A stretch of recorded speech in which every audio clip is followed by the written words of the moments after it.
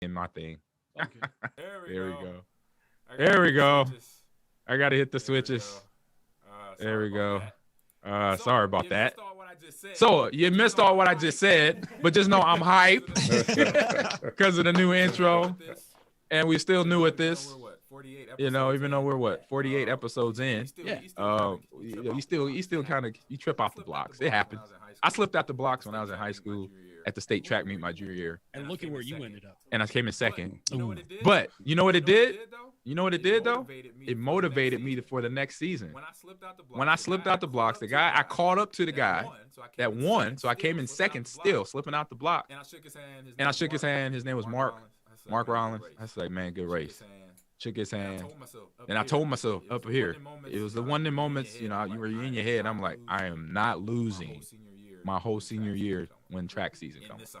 In the 100, I'm not losing, and I didn't, because from that moment, it was the motivation from losing, slipping out the blocks. That's like, nah, it's not gonna happen. If it's up to me, I'm in control. Boom. I'm gonna do this. And it was, you know, from the hard work, dedication, obviously not getting hurt, but being in shape, all that stuff came in the line for the senior year to run the gamut in the 200 event, or the 100 event for myself in Nebraska. Growing up, where, you know, when I at Omaha Central High School, go Eagles, by the way. So just so you had a little feedback, you know, that just, you know, I had to bring in the audio right because we didn't have nobody hearing what we were talking about. We had to get it going again. But you're real quick. So last week, so check in from last week. So for myself, I mean, started off Saturday and bringing in a new league. There's a new league out there called the UGL. It's the Ultimate Gaming League, and it has a motley crew of familiar names and gamers out there, and guys that you may not have thought that were gamers, but guys that some that you knew that were gamers, like my man Chad Johnson, Ocho Cinco. He's a part of the team, and his glitch, and it has Sidney Jones. I believe he plays for the Jacksonville Jaguars, and the four brothers, who actually has a guy that I know, Kenny Clark, defensive tackle for the Green Bay Packers, and Max Crosby as owners, and there's two other owners for that team. And then DeFam, spelled like that, DeFam, has my man Josh Johnson, Baby Earthquake, Marshawn Lynch, Marcus Peters. So I think a whole bunch of guys from Oakland. That's basically their ownership. And so these guys took part, and myself took part as the announcers. Myself and Shane Vereen announced the first draft, the seasonal draft for them, and they had a draft of NBA 2K players, Madden players, and Call of Duty Warzone players, and FIFA players. And so they basically had to do like any other owner from the NBA, NBA 2K, NFL, you know, do their homework research, because they had a pool of players that played in tournaments prior to this event. And so then they had the stats on them, and they were reading what their KDAs were. They were reading what their shooting percentage were. They were reading what their scores per game was to pick out the player. And so basically you had to pick out one player per individual game for the Madden and FIFA and NBA 2K, and then you had to pick 4 players for Call of Duty Warzone season. That's going to happen here starting in March. So I was happy to be announced with, like I said, Shane Vereen, and then also Rob Gonzalez, who is, I say right now, I think he's the actual, maybe the commissioner, but I know he was the main MC on the shoutcast with myself and Shane. It was on Twitch TV. It actually aired last night. If you go to Twitch TV /UGL World underscore or UGL World underscore TV, you can watch the broadcast. It's on VOD. You know how Twitch works. And then then Sunday was complete chill mode. It was Valentine's Day. So me and the wifey just got, you know, we hung out. We had a good meal to eat.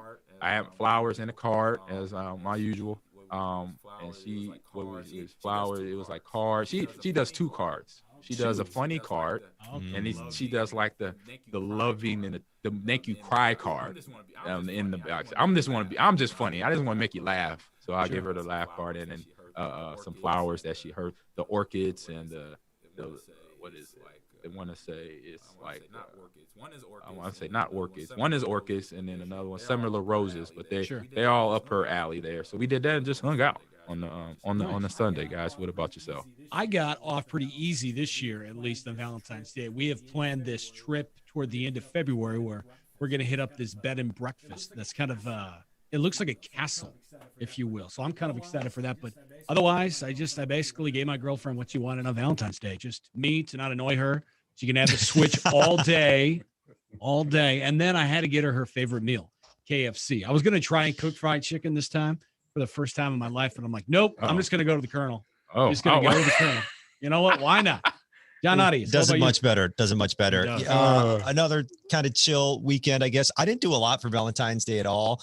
I got some chocolates for my daughter, kind of a rose for the wife, but we keep it chill. We don't go too crazy on Valentine's Day.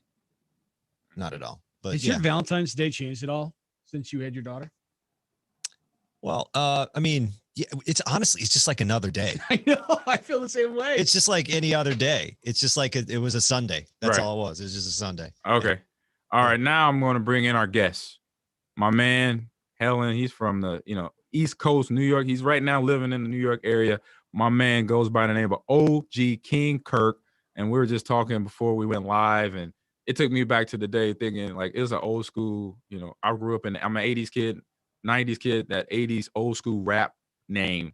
That's what that sound like. I'm like, that is a cool name to be doing what he's doing. He is the head coach and general manager of Nets Gaming, the Brooklyn Nets NBA 2K League, part of the Brooklyn Nets NBA 2K franchise. So welcome in Ogkingcurt, man. How you doing? I'm doing good, man. Just grateful to be here. Been a fan of yours, so it's kind of surreal right now. Me being on your show, but definitely glad to be here. Yeah, you mentioned that, and I'm sitting here like, wow. I said that was the last thing I would hear you. I was even thinking about that when you came on. When you logged on the Zoom call, and that was kind of the first thing out your mouth. Like you was a big Red fan. From my college days, for everybody that doesn't know, I played at the University of Nebraska, running back there for 3 years. I went pro after my junior year, but in those 3 years, we did some big things. We won 2 national titles. Our overall record in 3 years was 49-2, Right. and it didn't hit me until 2 years ago when I'm talking to him. I coach high school football up here in the Wisconsin area, and my players were talking about, asking me questions about playing ball and when I was in college and pro, and it just hit me in that conversation. I'm like, man, in 3 years we lost 2 games. I was like, wow, because I was never a stats guy when I played. My only stat I was looking at is the win column and the conference championship and the national title column. That's what those are the numbers I was concerned about. In terms of if it was 100-yard games or how many touchdowns in a game, it didn't matter to me. I wanted the wins. I wanted the conference title wins, and I wanted the natty tight wins, as we called it back in the day. So when you said that, OG, it was just like, wow. I just didn't realize. I'm learning. Winners don't care about individual stats. Like that stats don't mean anything when you lose. So winners care about winning. Exactly. So on that note, I want to take you, bring everybody into who you are. So can you tell us, as you guys, everybody, your origin story, where you got started, what got you to where you are right now? Okay. My name is Ivan Curtis. I go by the name of Ogkingcurt. Grew up in the 80s, born and raised in Dayton, Ohio. Actually, graduated high school, went off to the military. During the time when I was a kid, like most, gaming became a big thing with Atari. A lot of old dusty consoles now, going from floppy disk computer games into Atari, Nintendo, and Sega Genesis and so forth. But it wasn't until I got into the military, Sega Dreamcast that came out, and then the 2K game title came out, and I really got heavy in it from playing back in the day, Double Dribble, Arch Rivals, Lakers versus Celtics, Lakers versus Bull, like all those hoop games that were coming out. But 2K was more sophisticated. The graphics were improving, and I just was captivated by it. Once I pretty much played any type of game you name before 2K came out. But once 2K came out, I stuck strictly to hoop. So I went off to the United States Navy, served from 97 to 2001. During that time when I wasn't working or we wasn't out to sea, I was just always on the game. But it wasn't until 2K11 they started implementing the My Player mode, the crew mode, and different things like that. And then 2014-15, they brought in the Jordan Rec Center, where basically you could create your own avatar, skill set, skill points, and pretty much just build out your player the way you want them to be. At that point, I came across competitive leagues that were going on with this game mode. And that's where I met my best friend, Tawan Fairley, who happens to be now the general manager and head coach for Mavs GG of the NBA 2K League, which is the Dallas Mavericks affiliate team. And then Lawrence Big West, he's the general manager and head coach for Hornets Venom GT, which is the Charlotte Hornets affiliate team of the NBA 2K League. We came together and we created a 2K amateur league and tournament platform. And just out of the love and passion of the game, I mean, we created conferences, divisions. We mimicked the NBA to its entirety with awards and things of that nature. And by 2016, they implemented a Pro-Am feature to the game where you could create your own teams, pretty much design your own gyms, jerseys, and everything. So now our league is really more sophisticated than it was because it actually was a mode in the game. And then obviously at this point, any and everybody who played that mode played in our league. So when they made the announcement about the NBA 2K League in 2017, we were kind of already put on notice because a lot of the upcoming talent was in our league. If you were the best of the best, you played in our league. So the first season, me and my partners, we worked with Mavs, the Bucks GG, which is the Milwaukee Bucks affiliate team, just as draft analysts and things of that nature. And then the following season, I was hired by Brooklyn, and he was hired by Dallas. And here I am today. Nice. I got to jump in here. Yeah. Excuse me. I got to clear my throat here. You explained your name, OG, real name too, Ivan Curtis. But how did you get the name Ogkingcurt? Where does that come from? Now, at this time, I'm like 35. I'm one of the oldest players on the scene. A lot of people didn't know how old I was until they heard my voice in the party, and they was like, "Man, you sound like somebody's dad," or whatever. And and my best friend Tawan, he's younger than me, so he used to call me Old Geezer, and I pretty much took the OG from what he was calling me and just flipped it as just being like the OG because I was one of the older gamers. But he used to call me Old Geezer all the time because I was a pretty good player. I wouldn't say I was the best player, but I was competitive. But when I would make mistakes or do stuff or just do old head stuff, he'd always call me Old Geezer. So it pretty much stuck. The King part, everybody on our team had the name King in there somewhere. And for me, it was just like a term of royalty, just standing for oneself. And then the Kurt, my mom used to call me Kurt. She never called me Ivan unless I was in trouble or something like that. But when I came back from the military, she called me Kurt, and it just stuck. So I kind of put all that together and just Ogkingcurt, and it flowed. I mean, actually, at the time, I didn't even think about it, but now I look at it later, having it branded and different things like that, the name is pretty much stuck with me. So now either people call me OG or they call me Kurt. I say if you call me Ivan, that means you really know me. But but anything other than that, it's OG or Kurt.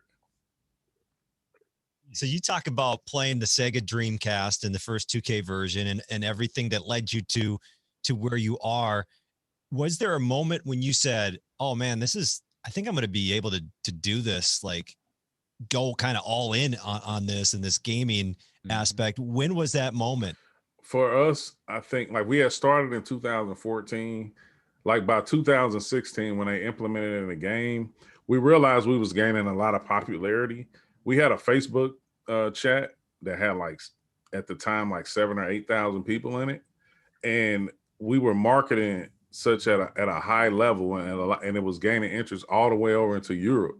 Like we were actually like running leagues and stuff overseas too, and a lot of people would come by us and be like, "Man, I think it was Big West." He was like, "Man, I think we own to something." And me and LT was kind of, I'm older, I'm kind of stubborn, I'm not really techie or anything like that. Wasn't really into social media or nothing. I'm like, yeah, okay. And then LT was like, nah, we just doing what we love. We just playing games. But then some companies started contacting us. And then at that point, it was like, okay, we might really be on to something. And then it wasn't until really when we heard the announcement of the 2K League was like, okay, we might be able to be a part of it, but we wasn't really sure. And then when they reached out to us and started to acknowledge us at that moment, we was like it was like one of those mama I made it moment type things. Like, man, like we really took a hobby and turned it into a career, which is it's like the American dream to me. Yeah. Yeah. What did it mean for the NBA to reach out to you? Was there any point where you're like, oh my gosh, they're going to come over, they're going to do their own thing, and they're going to, almost take over what we started in a sense? Yeah, it was like it was a pioneer moment, like just being trailblazers of taking something that obviously other people were doing in our community. I just did a past episode on my podcast with somebody who was like a mentor to me, who was running leagues, but we kind of took it and really heightened it and took it to a whole nother level where we promoted players heavy and different things of that nature. So like the NBA, it was like unreal. I mean, really, I think every day I wake up, it feels like I'm still reliving the dream over and over, just with a heavier workload. But it's Right. it's still I still remember the call. I still remember how everything went. I remember when I first flew out to New York and met with operations and Brendan Donahue, which is our managing director. And I don't know, it's something I'll never forget. I don't take this opportunity for granted, because I feel like now the avenue that we help create, we have like a responsibility in the growth of our esport. And I think the youth need to see that, because now esports is coming from anywhere from middle school, high school, college. It's pretty much worldwide, even on the educational front. So I just take it as a sense of honor and just doing my part in helping our esport grow and just contributing to esports as a whole. Right. So yeah, to your point there, that was kind of the same thing. I kind of looked at it because I was we'll bring it. We're gonna talk about it later, but a guy that you co-host a show with, Larry Ridley, he brought me into the Madden scene in terms of shoutcasting. And when I started shoutcasting with Larry out there in Times Square, Buffalo Wild Wings, we're just in the back of the restaurant. We have some computers set up. We have our crew, Rodney and Steve from Kick Punch Block, which is they're a good production crew, East Coast. And me and Larry, I know myself, and then bringing it to Larry, I'm like, I could see him and Kevin Musette. I'm like talking to them about, behind scenes, like this is professionalism being brought to something that a lot of people didn't take serious.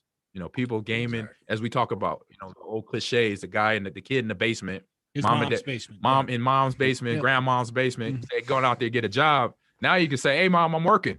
Now they can say that. So bringing in something that you brought up earlier that you developed. You're one of the founders of the My Player Basketball Association. So tell us a little bit about that and what's your day to day and where that has grown right now.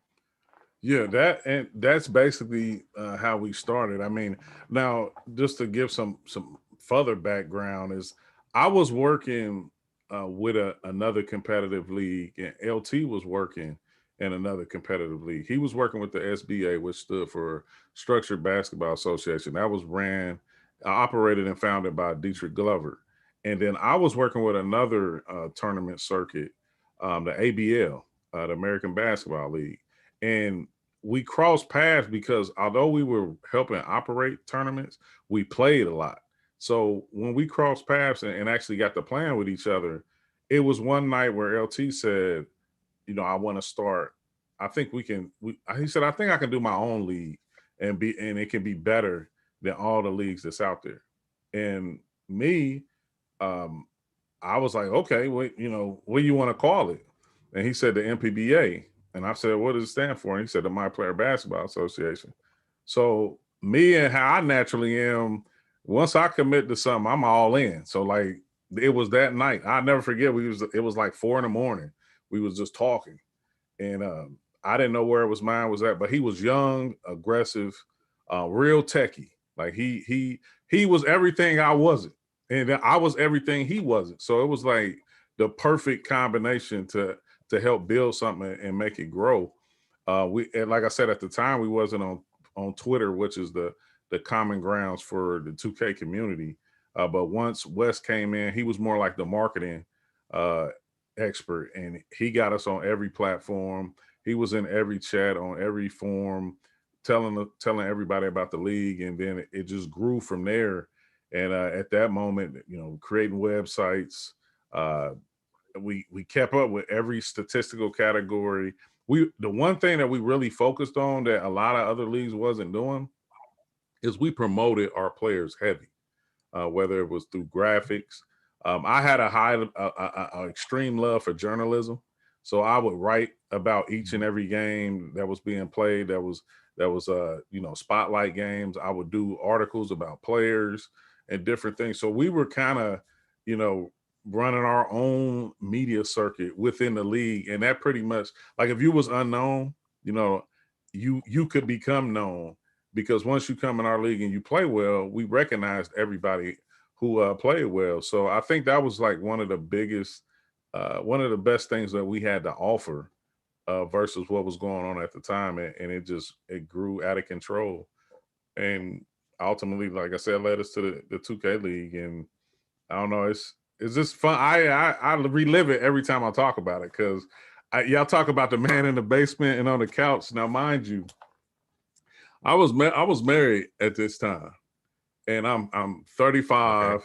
Okay. I never worked anything less than 2 jobs. I worked in long-term healthcare when I got out of the military. Coached high school basketball, and then I later in my down the road, I was a manager at a group home. So I was always doing a lot of things. But when I wasn't doing any of those, or wasn't watching my daughter play and things of that nature, I was on the couch playing the game, or I was on the couch in parties communicating with my coworkers and operating the league. So at the time, my ex-wife, she was looking like, thinking like I wasn't doing it, like thinking I was just sitting there. And then later, when we started monetizing it and really making some value out of it, that things changed after people no longer looked at it like a joke. Even my brother, I have a twin brother who doesn't game. Like, he games a little bit now, but he plays like golf games, things that he actually does in real life. So he simulates it on the game. And he was like, man, you always on the game. Like he couldn't stand it. Like, but they didn't know that we was running a full-fledged operation. And the unique part about it is me, LT, and Wes never met each other physically. We ran a full-blown company without ever seeing each other physically until like 2-3 years later down the road. And that was one of the most impressive things that a lot of people talked about. Yeah, that is, because you want to. I'm sometimes that hands-on person. I got to see you in the room, things of that nature. But I said that's what I'm gonna remark on what you said about building out the My Player League. I like that right there. Like you said, hyping up the players. The players understand that, and you give them that love, they'll come out and do their best, because they know that information to whatever organization, them team orgs that are out there that want to bring in a 2K player. They see the support from yourself, from all your other founders, in that. And that gives the player basically more confidence, because they know, okay, I go to this league, I go to this association, eventually I'm gonna get picked up, because they're promoting. They got us on social media. They're taking my hat, my name that's on Twitter, that's on Instagram, that's on Facebook, and putting it out there. And as a player, that's what you want, because you just want to be seen to eventually get opportunity to play for one of the, now that we have an NBA 2K league. Yeah. No, I was going to jump in and say too, going back to, or I should say that we touched on it to start the podcast, but not only are you the GM, but you're also the head coach of the Nets gaming team in NBA 2K League. What made you decide that you wanted to be a coach? Was it getting involved with the youth and trying to get them more involved in making this a career and just really their love for gaming overall? You know, it's rather unique because when I had the initial meeting with operations, this was a year before I actually was hired, and during that time, it was like a getting to know meeting. I didn't realize at the time it was kind of like an interview. You know, I'm just casually talking, letting them know more about me, and I was learning more about them. Uh, Now, the first season was in 2018. The first season for Nets Gaming Crew was 2019.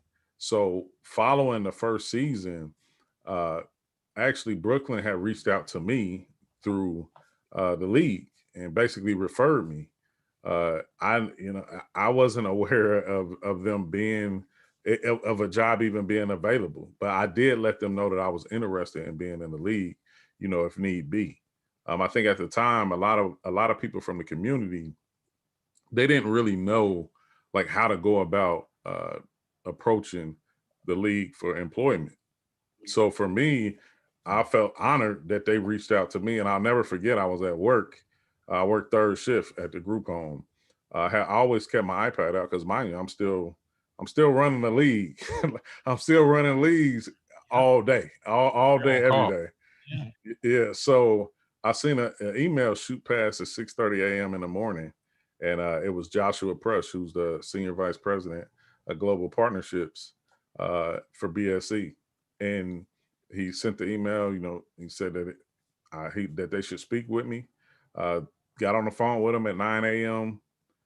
2 weeks later, I was in position to be hired. So it was like it just life hit me so fast, and the only thing about that, you know, my mom, she passed away before everything happened. Like my dad had passed away in 2001, but my mom, she never got a chance to like see it physically. She knew I was going back and forth to New York when I was working with the Bucks and different things of that nature. But like when I finally got in position to receive this, she was no longer here. So it was like I was at the happiest moment of my life, and then I also was at the lowest moment of my life. Like because it was like she passed away a couple of months before I actually signed my first contract.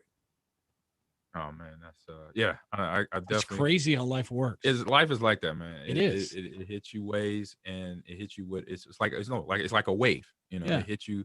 It's a wave. It takes you up real high, then yeah, and then sometimes it dumps you down low. But it's the things that those are the things that help you basically keep progressing in life because it makes you stronger. You know, that's Mhm. something my mom and dad, my brothers, my older two brothers, my older sister had always told me. You know, growing up. But on another note, And you know, I do bad. want to say this though.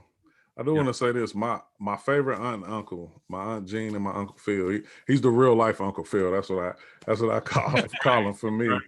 And they know about my love and passion for video games and everything. Because when I used to go on trips with them, I used to pack my game up. I ain't go nowhere without my game or anything. Because even if I wasn't playing, I still had to get in parties, orchestrate things, and all that.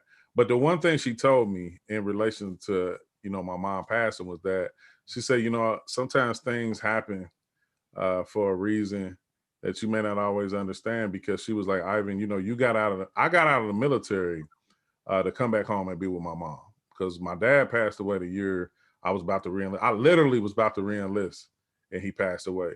So I said I wanted to come back home and be with my brother and my mom because that was pretty much all I had. So I told myself when I came back, I never told anybody. I told myself, I said I would never move or go anywhere away from my mom because she's the reason why I came back. So my aunt was like, if your mom was probably still living, you probably would have never left and went to New York. And she's probably right. Like, I mean, because Right. literally, like, I came back to be with my mom. And when I was growing up, I was not a mama's boy. Like, I was wherever my dad went, that's where I went. Like I wasn't staying at home, like being around my mom or none of that. Like I was like where my dad at. But later in years, without having my dad, I got closer to my mom. So, she just told me that, and I stuck to it. And now each and every day, I know, I just live to do the right thing and make sure I'm doing as much as I can by their standards and what I know they want me to be. Right. That's beautiful. Yeah. All right, so let's talk about you being an esports coach. How is that going for you? You have to have patience. You have to be a good communicator. Did your experience in the Navy prepare you for that? And how is that going? Yeah, I would. My experience from 4542 Prescott Avenue, where I grew up, because my mom and dad they ain't mess around. But the military, like, it gave me a sense of unity and teamwork and understanding, because you're serving with a lot of different people from all walks of life, different nationalities, different faiths, beliefs, and all of that. But at the end of the day, you have to come together for every common goal. I mean, because in the Navy, we out to sea. And a funny story is my first time when I went out to sea, they did a fire drill, and everybody running around, like, getting dressed and putting on their FFEs and everything like that. And I'm sitting, like, I'm an 18-year-old kid. I'm staring in the wind, like, and they're like, "Curtis, hurry up and get dressed," and like, whatever. And I'm like, I work in engineering. I'm not a firefighter. I'm not a fireman or whatever. Like, and when I finally got dressed up and everything, and they talked to everybody after the fact, he said, "Curtis, when we out here, it's all for one." Said, "We can't call the fire department to come put out a fire." Said, "Everybody got to, put their hands in and put the fire out."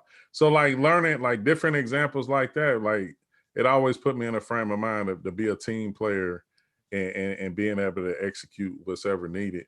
And I think now in esports, it's the same thing. Our league is young. It went from a open platform community, obviously, that I played a big role in it from the amateur side of it, but trying to get these players to somewhat conform from amateur to professional, is a challenge, because, like I said, it's new. You're looking at from kids anywhere from 18 to, in their mid 20s, that's still finding themselves and still learning about themselves. So when you said patience, you need a ton of it. I mean, because you have, we have 6-player rosters, and not all 6 can play at one time, and they're relocating into different market areas that some have never been to. Some players have never left the house. Some players have never had any type of employment. So it's a challenge that I love each and every day. And for me, I have an assistant, YL and Cooney, who's the assistant general manager. He plays a significant role in helping me in the day-to-day and even on the operations side, because he's younger. He's like, almost 20 years younger than me. So they kind of relate with him, a little bit more than me. I'm looked at as like the big brother dad figure. So they're not going to come to me to everything. So I do have a middleman, so to speak, to kind of to help things out a lot. And it's I love it. I mean, I wouldn't trade it for anything in the world. I mean, it's a 24-hour day job career. Like, you're never off. So I truly love it. I mean, I'm just glad that I played a role in it beforehand, and still contributing to the professional esports side of it to this day. Right. Nice. And being a part of Nets Gaming, I'm sure you get asked this all the time, OG, or have you met KD? Have you met Kevin Durant, James Harden, Kyrie? Do they play? Have you seen them play? Who's the best? Who's the worst? Well, I know Kyrie always is on the game. I haven't met him, but I have talked to KD and I have played the game with him. So that was like another surreal moment. I mean, and we chat here and there, but he's a cool guy for real. Like, it's always funny when you actually have an opportunity to talk to especially the superstars, pros in general, but just the superstars, and kind of get your own view of how you think they are versus how they may be portrayed in the media and different things of that nature. So it's definitely it's a great time to be in Brooklyn, though. Yeah. Could KD make the roster for Nets Gaming Crew? I don't think he'd want to take that pay cut, but nah. True. But yeah, if you know that the only thing at the moment is like far as cross branding and promoting is we deal primarily with our Long Island Nets uh property and New York Liberty property. Right now, we're restricted from dealing with the actual NBA property that I can't like fully get into, but just to give some understanding to that. But definitely off the scene and stuff like that, we can chat, play the game, and different things like that. Nice, nice. And you talk about the NBA, the NY Liberty property, which is WNBA. So, doing my homework, understanding that you're one of the three coaches that's assisting with the NBA 2K development camp, women in gaming. You know, for me, this is awesome. I got four daughters of my own. I got five kids total, four daughters, one son, and so reading this, you know, for sponsoring and assisting with the competitive camp that's been created by the 2K League to help aspiring young ladies to play in the NBA 2K, get ready for the developmental camp and the actual combine or tryout and then combine process. So how cool was this? How was that feeling being a part of this with the other coaches, and explain why it's so important to help open doors for women and in the male dominated industry? Well, and quickly too, you were just one of three coaches selected to be a part of this too. What's that? Kurt? Yeah. Oh yeah. That's what I said. Yeah. Yeah. Oh, yeah. I think Selected in that. Yeah, I think what it is that you know, sometimes you can start out doing something and you're not realizing the figure that you may become in the process of doing it. I think for me, I think it's owed to everybody that the progress that I've made through my efforts to be able to give back in any way I can and to any capacity. And the women in gaming camp is definitely a part of that. I mean, I think I learned a lot through this process. Like we just completed our second Women in Gaming Developmental Camp.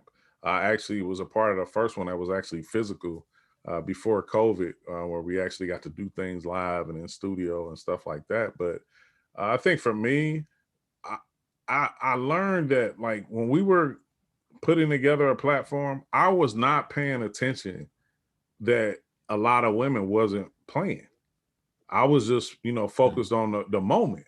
And it hit me. Like I said, you know, through all those years where we were running and operating leagues, that I didn't see any women playing. And I think even bigger that when the league started, I think they took notice to that right away and started looking at diversity and inclusivity. You know, is that in gaming, it's gaming. Like it doesn't, you know, matter who you are, like that determines how good you are. Wow.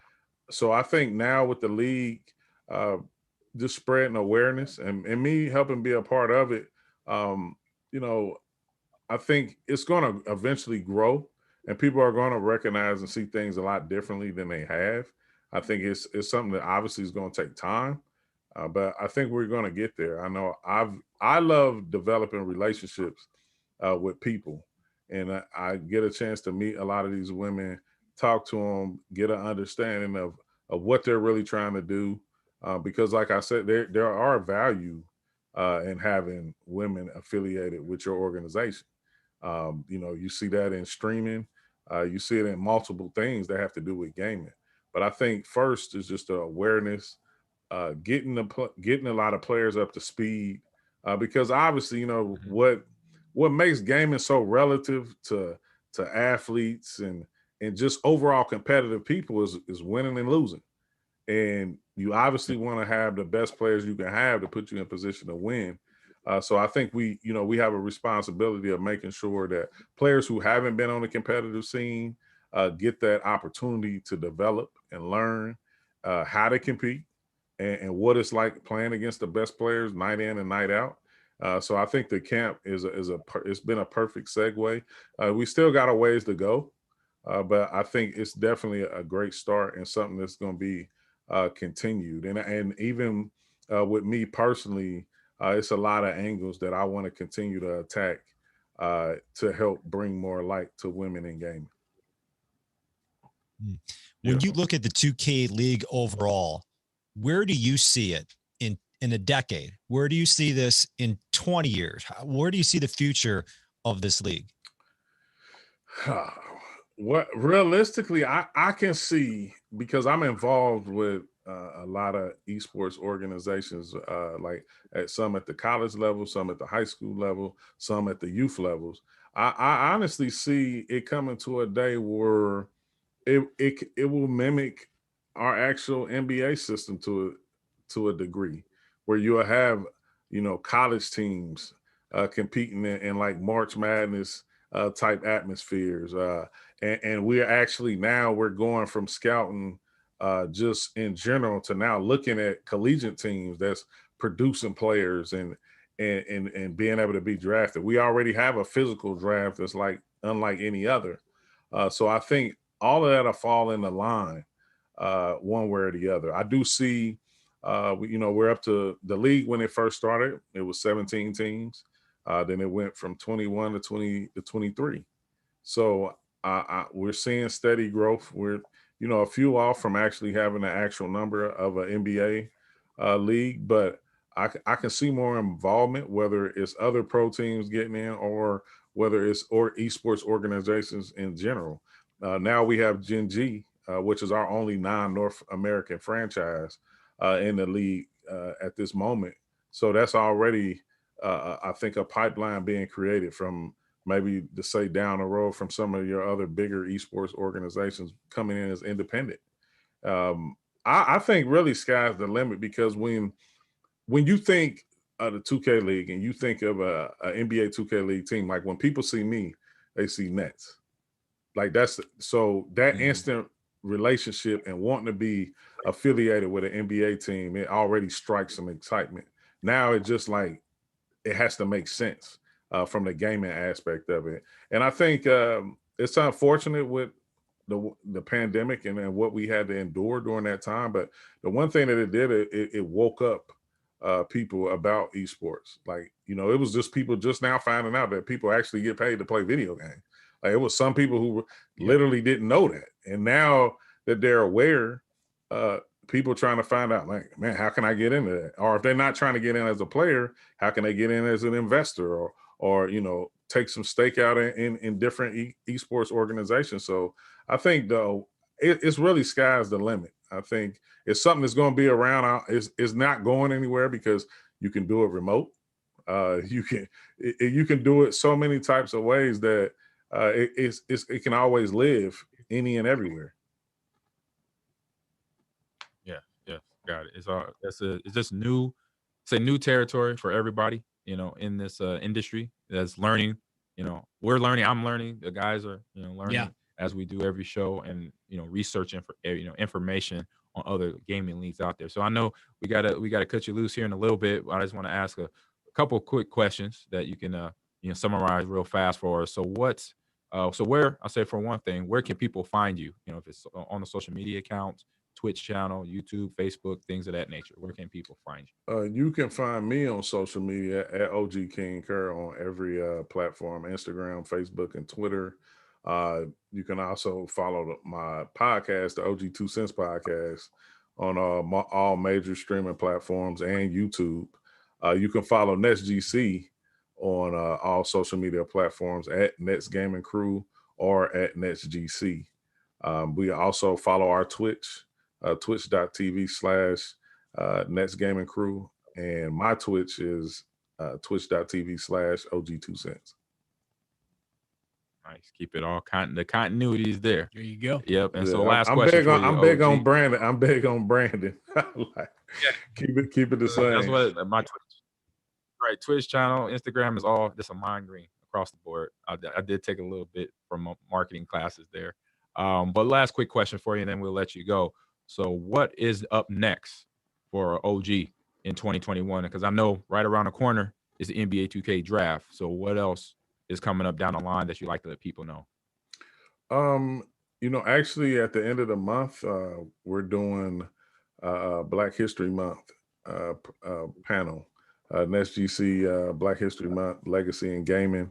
It's going to include Autumn Johnson, who's a NBA 2K League host, and reporter. She also does some reporting and hosting for the NCAA. Black Frank White, Graham Borden, he's the NBA 2K League Community League Ambassador. He'll be there. Ev Matherin, who runs WR Pro-Am Leagues. He's been an intricate part in the NBA 2K community with amateur leagues and tournaments. My partner, Tawan Fairley, he'll be on their LT, and then myself. Basically just a panel.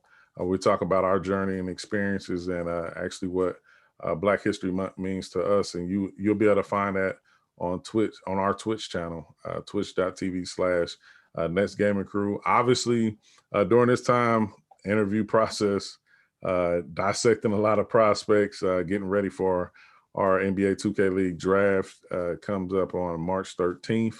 That'll be on Twitch and YouTube. That's NBA 2K League on Twitch and YouTube.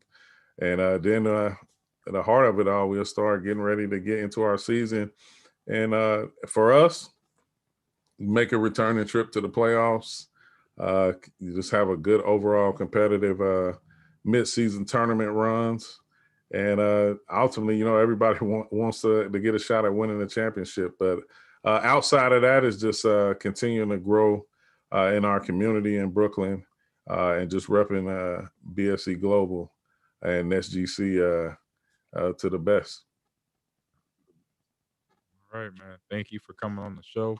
Appreciate your time that you was able to take out of your day to join us on the Mind Greens Gamers Lounge. My man Ben and John, a part of it as well. So appreciate it. OG, go Big Red as well.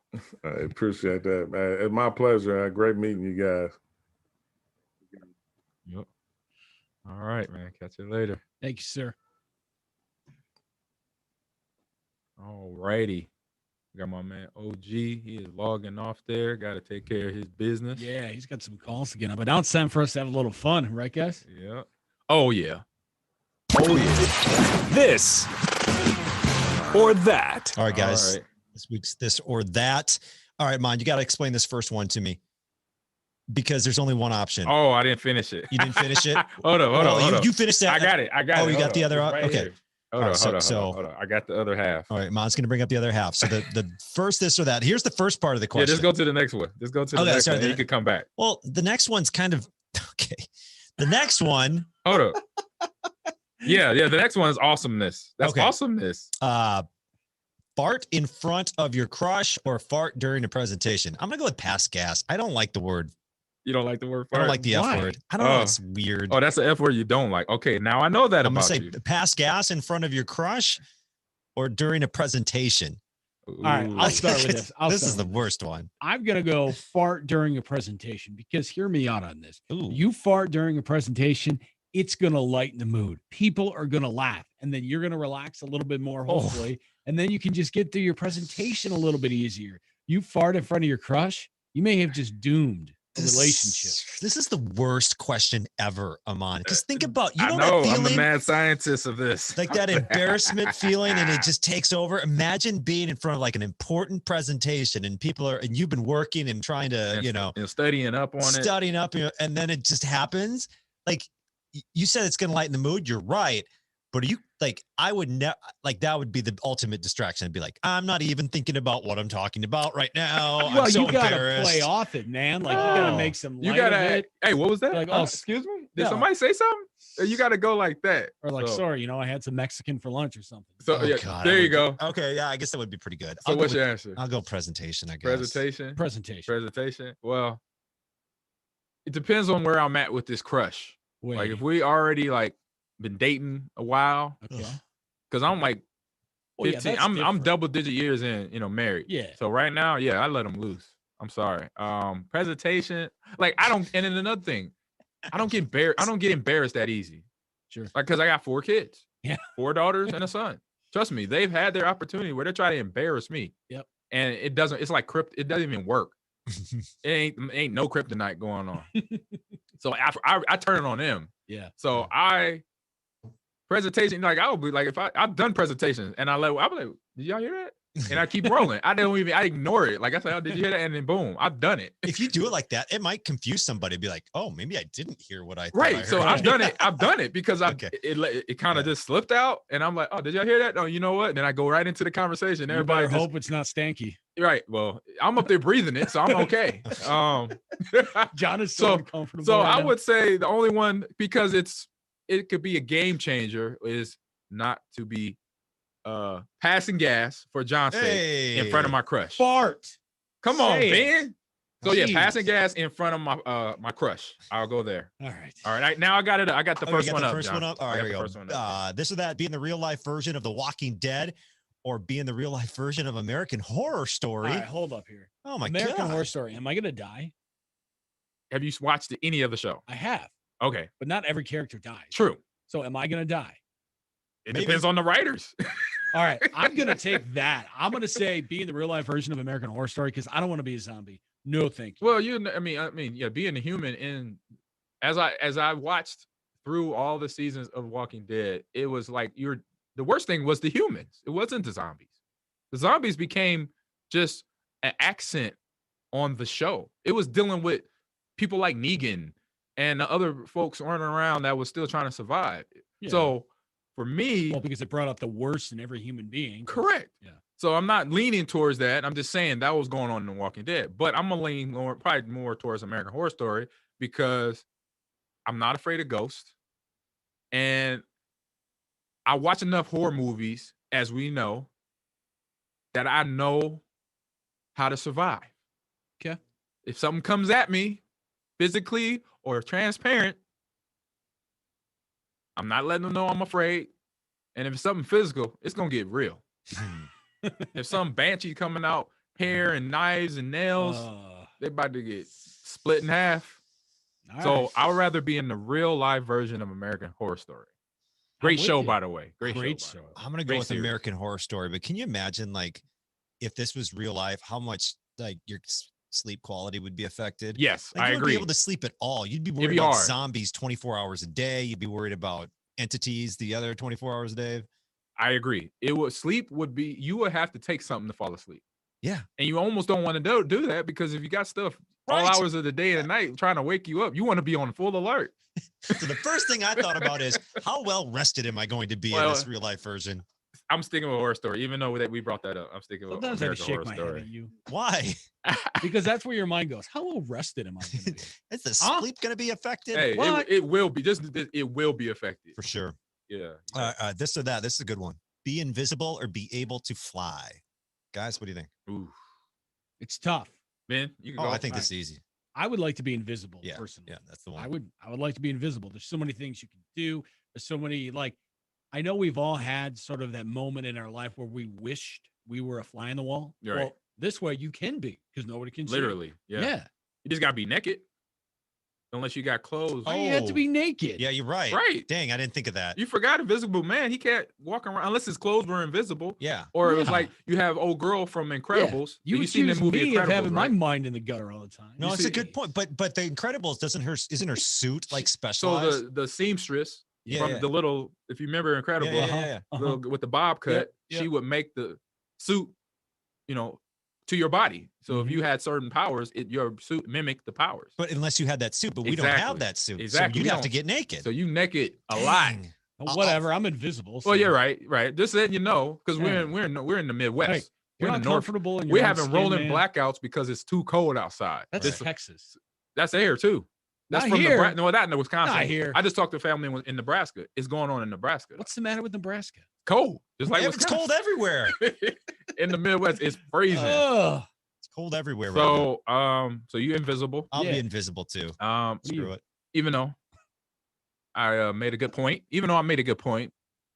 I might have to do invisible too. Look at him self-dabbing over there. Made a good point. I made a good point, but I'm gonna have to go invisible too because information is key. Yeah. You could gather that information just sitting in the corner on top of a Kicking feet refrigerator. Don't they do that in the Invisible Man movie? Doesn't he he's sitting in someone's room? Man, you like the boys. Remember the boys? They had the one. Oh, that's what I'm thinking of. Translucent. Translucent, and he was nasty. He was dirty. Yeah.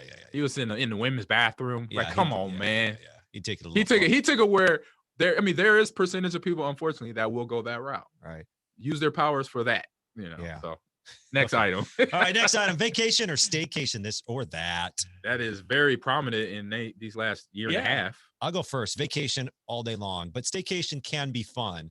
So during summer of COVID, we had a staycation, and what we did is the family, we kind of planned out a thing to do every day, something local, something fun. Somebody's in charge this day. We do this, that other day. So instead of just like staying home and doing nothing, we stayed home and did stuff. Right. Yeah.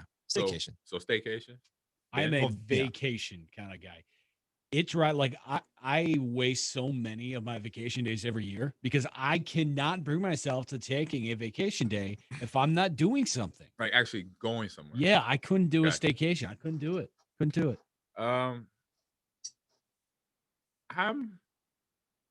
kind of split here because I could do both. I say staycation.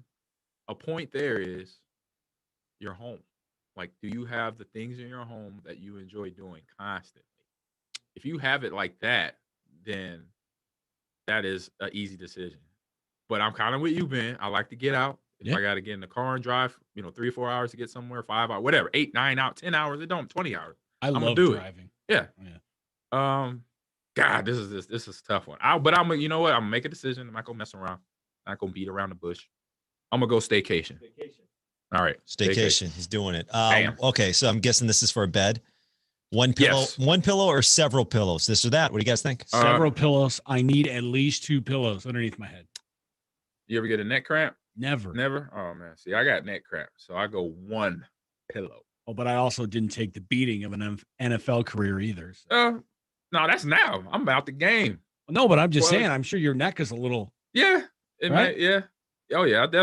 I got some drama back there. I think I heard something pop there. I did too. Oh yeah. It ain't right back there. No. When I went to my chiropractor and he x-rayed my neck and back, he was like, ooh. When he said that, I'm like, okay. I knew it was bad. Right. Trust me, because I remember plays. I'm like, oh, I'm gonna feel that when I'm about 80, when I'm like 75. What about 44? Baby.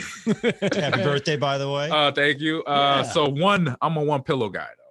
I can't do more than that. I'm 1 pillow for sure. Yeah. Snowball fight or water balloon fight? Ooh. All right. Let's set some parameters to this. Yeah, because I had some thoughts. I had some thoughts about It's got to be on February 17th. No, it can't be. What? It's got to be. We got to set parameters to this. Otherwise, we'll go, okay, in the winter, I want to do a snowball fight. In the summer, I want to do a water then it's balloon snowball fight. Well, what if I said it had to be in June 27th? But you better be careful. You think about water balloons right now and you let them sit outside, that is a dangerous that's a weapon. Yeah, now we're just like you throwing blocks of ice at each other. Blocks of shard ice. Woo! But no matter really where you are in the country right now, you're throwing a block of ice. Exactly. So because that went across my brain for some reason. I'm like, I'm pretty sure that somebody filled up some water balloons, put them outside, let them freeze, and start throwing them at cars or people. Right. But no, probably. I'm a summertime water balloon fight all day. Water balloon. I love it. Water balloons for me too. Yeah, all the way through. Sweet. Superheroes or super villains? I like this why would you pick? Why do you mean? Because there are a good some one too. I like BA. I won't say the word because we're PG friendly. Super villains out there that are just cool. Yeah, but you're a villain. Who cares? So don't you want to be the good guy? No. You want to be the Not villain all the time? No. I'll be superhero. I'm going superhero. Because you're soft. Be the so you're villain, Ben, right? Yeah, I'm going. And so again, I raise up the debate question. Yeah. Because I'm a DC guy, but to me, this from observation, and I might be wrong, Marvel seems like they have the coolest supervillains and powers that they have. Maybe I'm just overlooking a few here and there, but that's from what I see. So if I'm gonna be a villain, I'm gonna go Marvel villains, the villains there. Even though DC have some of the more real villains, like, and not saying that Marvel don't, but like Joker, that's a guy that he could be a villain right now, like walking around in the city. Yep. Talking about you want to blow up things and cut people up. And trust me, there's mostly people out there right now. Yeah. So it's just the realness that DC brings. And Marvel saying that they don't have those characters, but I'm split here. Where are you going, Ben? I'm gonna go super villain, but I want to give shout outs to the Twitch chat as well. Big B 55, 35. Usual suspect. Yeah, he goes vacation because 2020 was a bust on that, this or that. He also Yeah. goes frozen water balloon fight, so he's there with us as well. Mad Max chiming in as well. So glad to have Yeah, you what's all up, Max? The question is, has anybody been in a frozen water balloon fight? Well, no. Twitch chat. Probably be injured. That's dangerous. But I'm gonna stick with the good. I'm gonna be a superhero. Cause I know I was just talking with a friend. I went to get a haircut, as you see, got braided up, got hair cut up. Yeah. And my barber's son was there. And he's older. He reads comic books. He's probably like early 20s. And we're talking because we had the TV on and Civil War was on. Marvel Civil War, Captain America, Iron Man going at it, beefing, right? And so we start up the conversation of, I heard there's a comic book out there, already been written that is actual both universes coming together, DC and Marvel. And he mentioned to me that they have a Batman character mixed with Wolverine. His name is Dark Claw or something Claw. I was like, oh, that's dope. Because I love Wolverine and Marvel. And I'm a Batman guy. So I was like, oh, that's best of both worlds. You live forever and you could be the greatest detective in like forever and the badass on top of that. So, but yeah, I'm going to go superhero. All right. All right, there you go. That's this week's This or That. All right. So getting into some quick hitters, big topics going on. So I'll give you a preview. This started last week. It was Call of Duty League. So if you're not, pretty sure if you're a Call of Duty fan, you was up on this, as am I, because I'm a coach. I'm playing the game is 1 and 2 shooters right now. First being Halo, Guardians, and soon Infinite when that drops at the end of this year. But Call of Duty League just started. You can watch last week's competition on VOD, on Twitch, and YouTube as well. But we saw some big games. We saw the Atlanta phase. So actually, let me give you a quick update. It's 2 new teams. Well, I'll say not 2 new teams, but I say 2 teams where they kind of changed names. There's the LA Thieves and the Optic Chicago. Optic Chicago used to be the Chicago Huntsmen, who were a very good team last season in year 1. So in year 2, we have the LA Thieves, Atlanta FaZe. They went 2-0 in weekend play. So it's every weekend for Call of Duty League starting now. It will be starting on Thursday. So it's Thursday, Friday, Saturday, and Sunday. There's 4 games each day where all the teams play each other. There's only 12 teams in the league. So in those 4 days, each team plays each other in a best of 5 series. And last weekend, we saw Atlanta FaZe take down a Chicago Optic Chicago 3-2. And then what we got? We have that was actually on Sunday. Let me go back here, check out the other little bit. We had the LA Thieves coming in hot on Thursday, coming in 3-1 over Minnesota Rocker. I think that's Rocker. Dallas Empire, the returning champ. They went 3-0 against Seattle Surge. And then again on Friday, Optic Chicago versus Paris Legion, 3-0 of them. So it's already good. It's already, if you watch the stream, there's always that we're seeing what we already know with sports. It's that regional rivalry. Yeah. It's the fans getting into it. It is something that, like you said, it lives in baseball, it lives in football, it lives in basketball, it lives, in some other individual sports similar, maybe tennis. It's those things are popping up, and that's kind of what I knew coming out of Call of Duty League when you saw how the regions were set up. So you have 2 or 3 international teams. You have the Paris Legion team. You have the team from Toronto. So you have the LA Gorillas. They end up beating Paris Legion also on Saturday in a 2-3 game there. And Florida Mutineers, who I did a little fun charity stream with about a few months ago, they finished off Toronto Ultra. Actually, no, they got finished off by the Toronto Ultra. Wow. 3-1. And so this weekend, again, all the teams played. That weekend was hosted down in Atlanta. Atlanta FaZe hosted the game. So the question is, I'm trying to find out, was it actual in person? Oh, sure. Because the videos you can't really tell. And I know the shoutcasters were in a virtual studio, which I thought it was interesting. So if you get a chance, Ben, look at it. Studio. So when I first looked at it, I'm like, are they really there? Right. Because they're standing next to each other, but you can't tell if they're in the same, like actually in the same room, like we are talking to one another right now. So it was interesting how they did it, but it came off good. Commentation was good. The shoutcasting was great as usual. And so the next 4 game series, like I said, starts this weekend, starts tomorrow with Florida Mutineers against the Los Angeles Gorillas. at 2 p.m. I believe that's Pacific Standard Time. Optic Chicago versus Toronto Ultra. Also on Thursday, then Friday is Minnesota Rocker against Seattle Surge, and then on later on Friday is the London Royal Ravens against the New York Subliners, and then on Saturday wraps up with the Dallas Empire London and Royal Ravens against them, and the Optic Gaming against LA Gorillas again on Saturday as well. And so the season 2 is up. You could go to the website. You can see the schedule. You can see the teams. You can see the bios on players.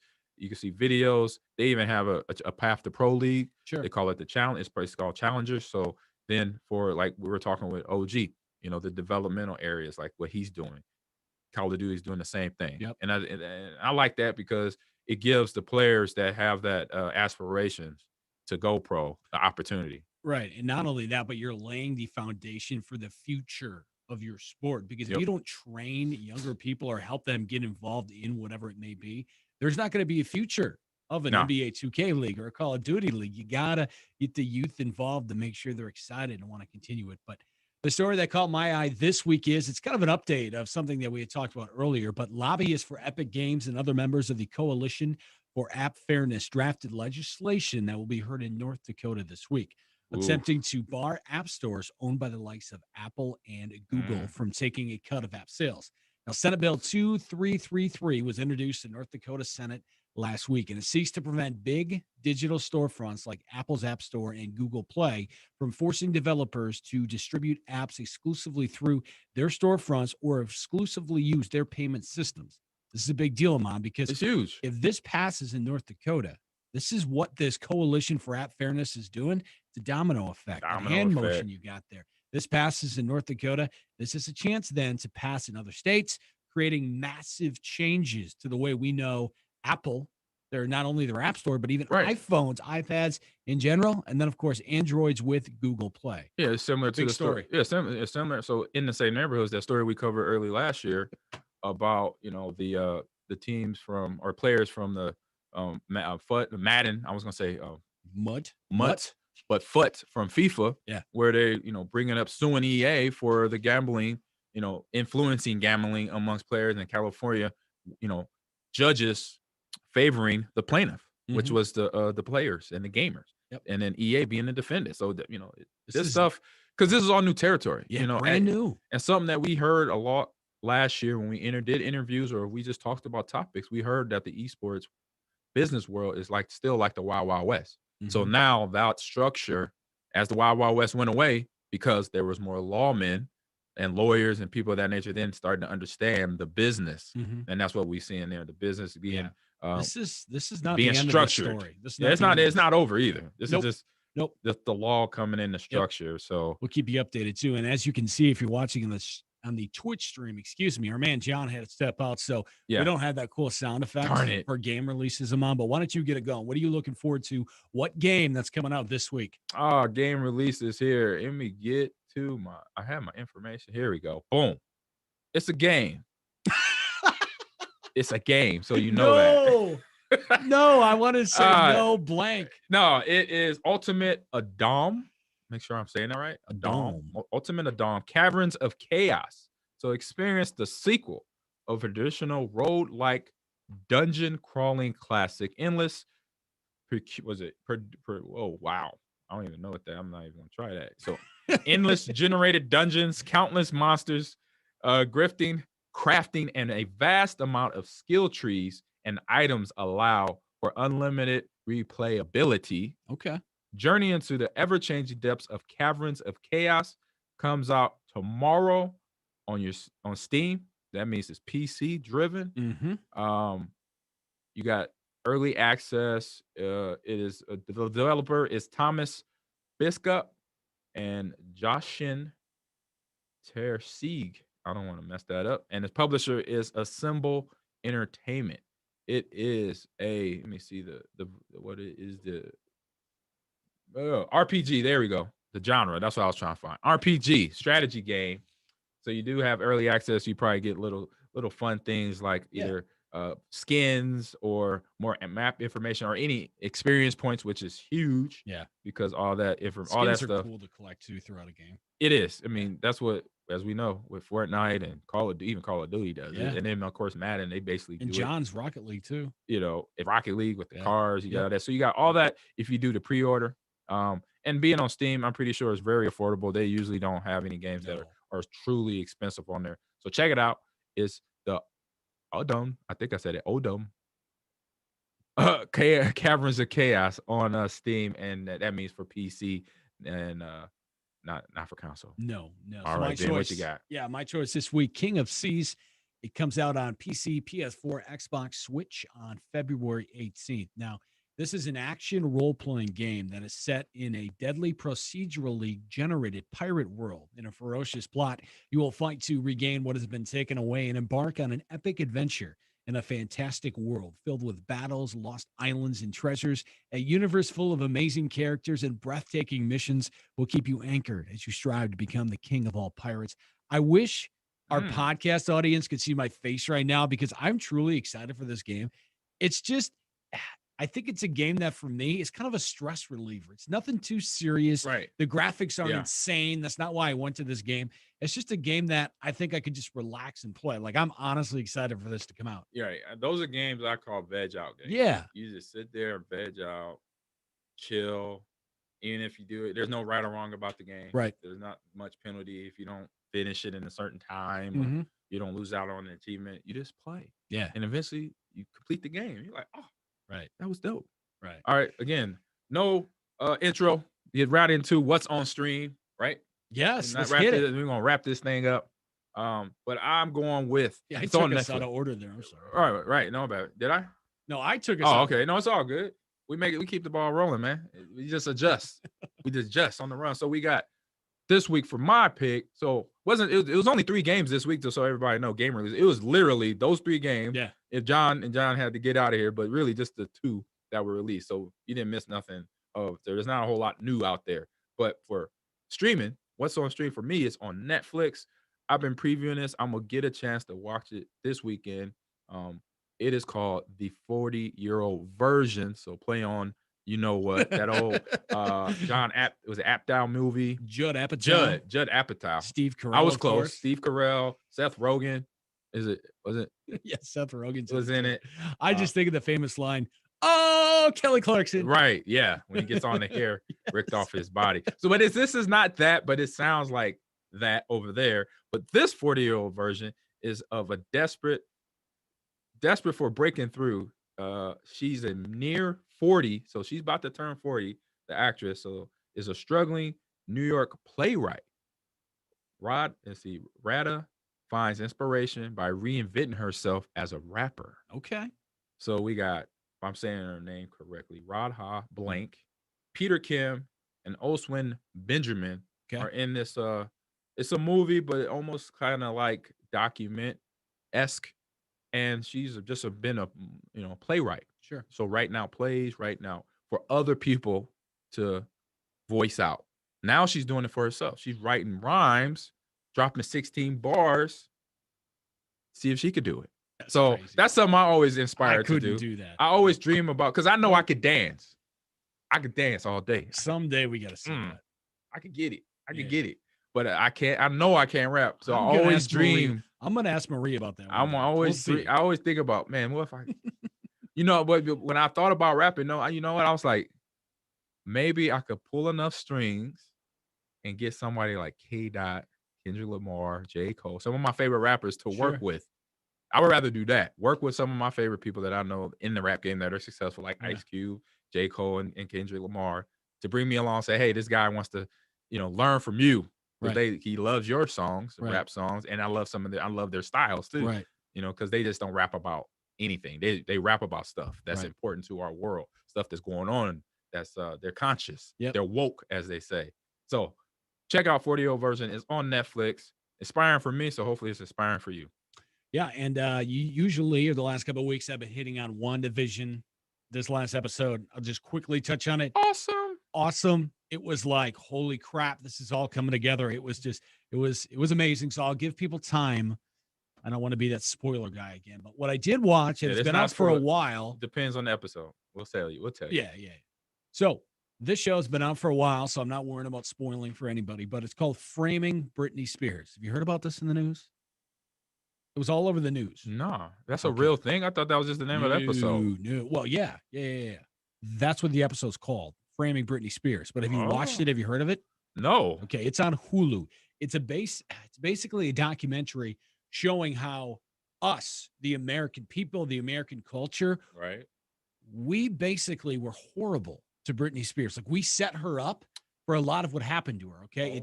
It may seem outlandish to you, but here's one example, right? She's 17 years old. She's sitting down for an interview, and I can't remember. I'm drawing a blank. Right. Who asked her the question? But they go, everybody wants to know about your,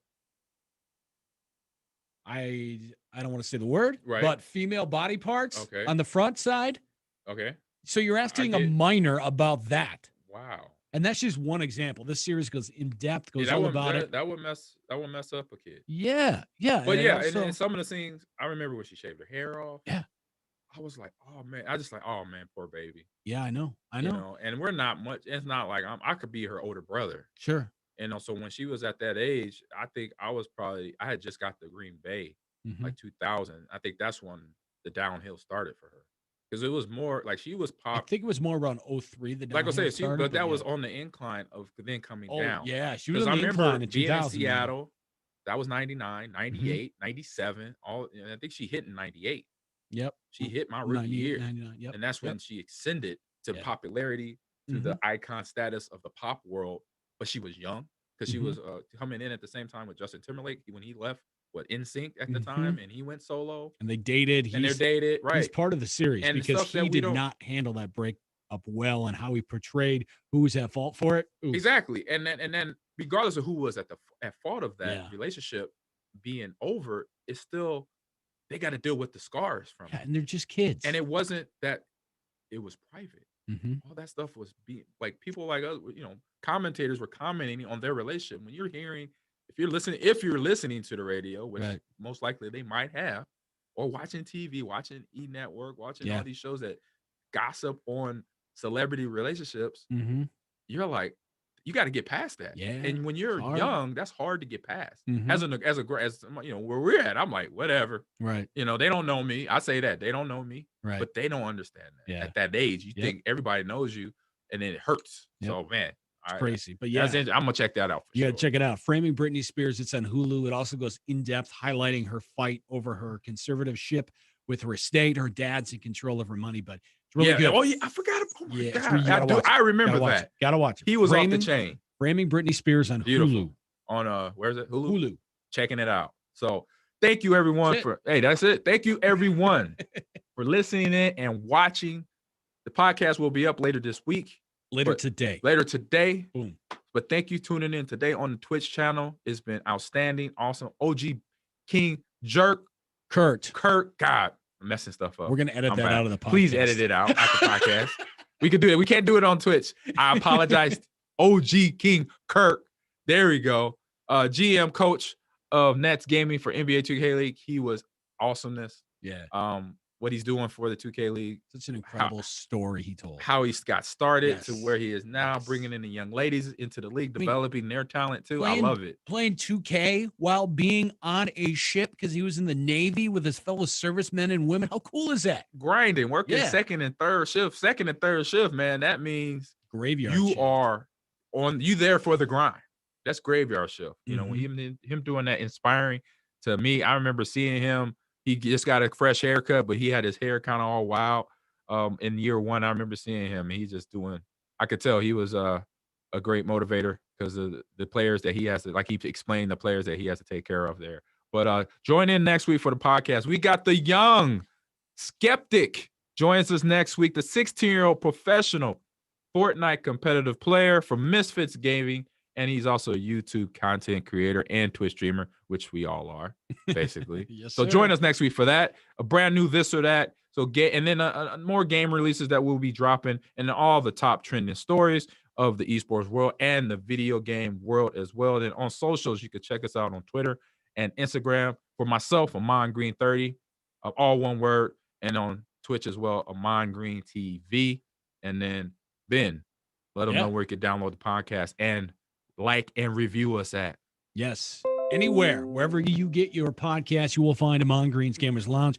We're going to steer you toward Apple because we need those likes, or not likes. What am I talking about? We need those reviews. We need those ratings, please. It's going to help us do so many more cool things. Ahman and I have a trip planned later next month that hopefully we will bring back some great content for you, but we're going to be able to do a lot more things like that if you rate and review us on Apple Podcasts. Quickly, too, follow us on Instagram, Twitter, Facebook, AG_Gamers Lounge. Thank you, Ben. And thank you, everyone on Twitch, iHeartRadio, downloading the app. Talk to y'all later. Peace.